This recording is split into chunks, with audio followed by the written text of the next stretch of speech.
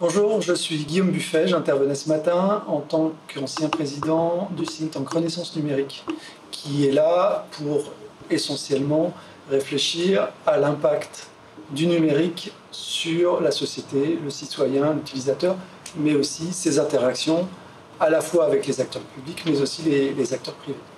Je dois dire que, en plus de ce rôle-là, je suis aussi acteur de la mise en conformité GDPR, à la fois en tant que conseil et en tant qu'éditeur de logiciels d'une solution de registre des traitements de données personnelles.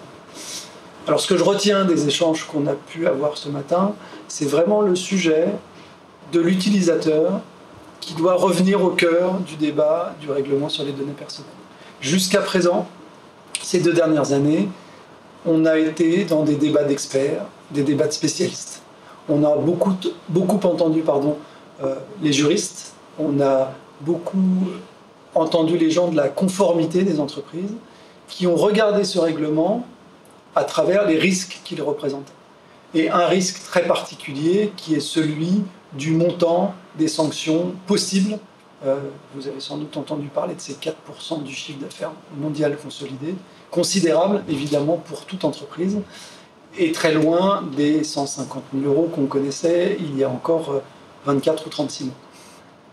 Et en fait, cette obsession pour ce risque a fait oublier toute une deuxième dimension de l'évolution du sujet des données personnelles, qui est celle de la réputation des entreprises.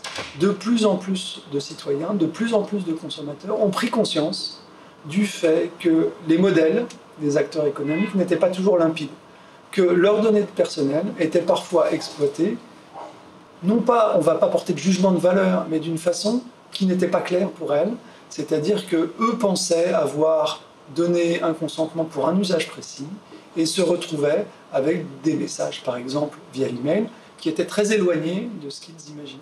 Et donc tout ce que je recommande autour du sujet du règlement sur les données personnelles, c'est donc de remettre l'utilisateur au cœur.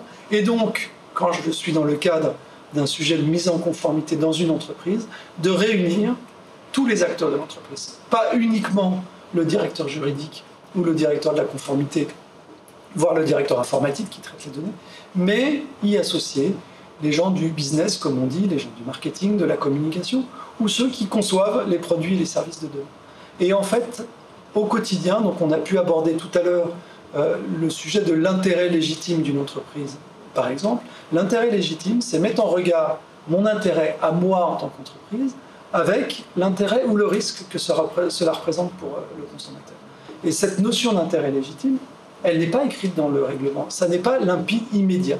Et donc je propose à toutes ces parties prenantes de se mettre autour de la table, de regarder chacun des sujets un par un, pour réfléchir à cet équilibre entre le risque réglementaire, l'intérêt économique et le point de vue du consommateur. Et c'est en général à ce moment-là qu'on sort avec des solutions innovantes et des solutions qui vont surtout, je le pense, permettre à ces entreprises de gagner en compétitivité par rapport à leurs concurrents, parce qu'il n'y a pas d'économie sans confiance, et donc le nerf de l'économie, finalement le fuel, notre fameux fuel de l'économie, c'est la confiance, et je pense que le RGPD est le moyen de renforcer cette confiance avec ses consommateurs. Donc, encore une fois, mettons l'utilisateur au centre. Bien sûr, l'aspect réglementaire est clé, mais s'il n'est pas mis en regard des enjeux économiques de l'entreprise, on ne peut pas avancer. Un comité de pilotage réunissant tous ces acteurs comme la force vive RGPD d'une entreprise.